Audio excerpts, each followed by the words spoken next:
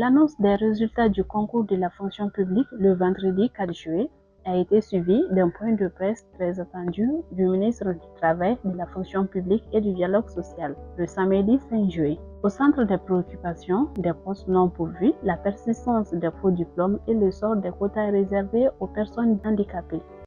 Donc, le concours de recrutement dans la fonction publique de l'État, exercice 2024, se sont déroulés du 5 au 26 avril 2025 dans les 6 centres de l'intérieur, notamment Kai, Sigasso, Ségou, Mopti, Tombouctou, Gao et le district de Bamako.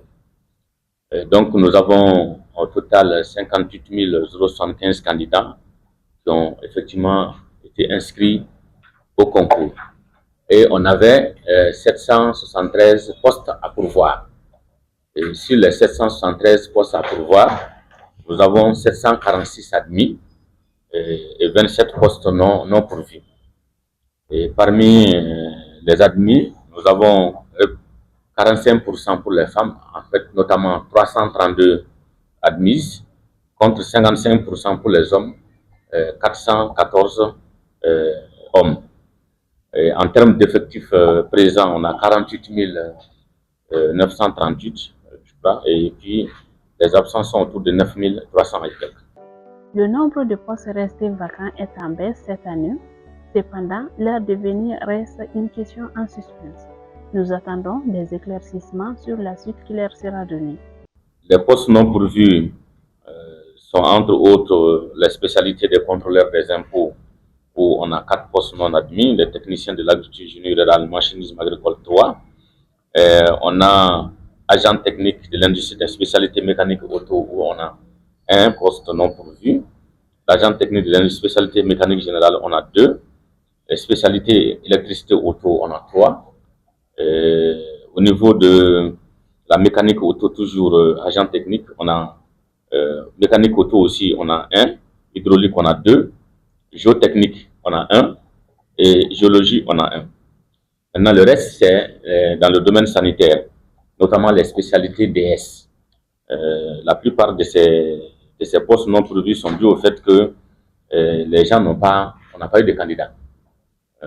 Donc, on a les spécialités médecine d'urgence, médecine nucléaire, médecine légale, neurochirurgie, pédiatrie et rhinatologie, on a rhumatologie et psychiatrie, un poste non pourvu.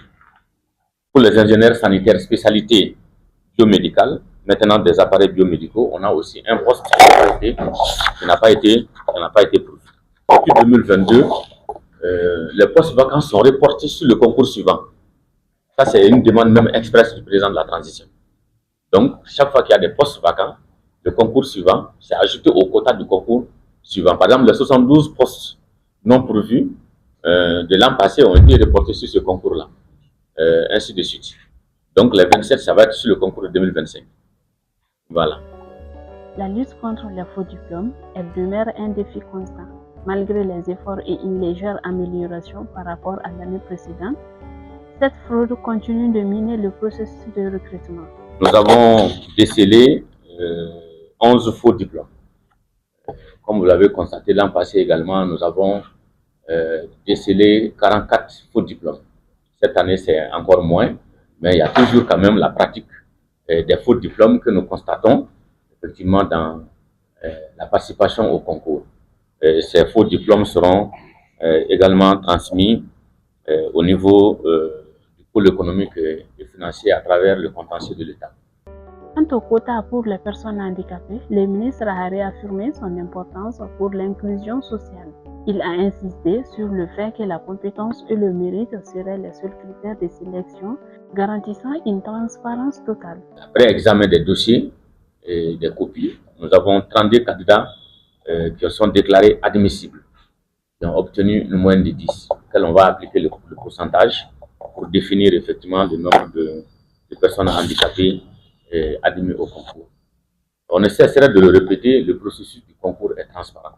Parce qu'en fait, c'est ce que nous disons chaque fois, et donc à Malakura Tassara, je crois que je l'avais répété, tout se fait dans la transparence et dans l'équité, pour que l'égalité des enfants devant l'emploi public soit assurée, qui est telle que stipulée dans notre constitution du 22 juillet 2023.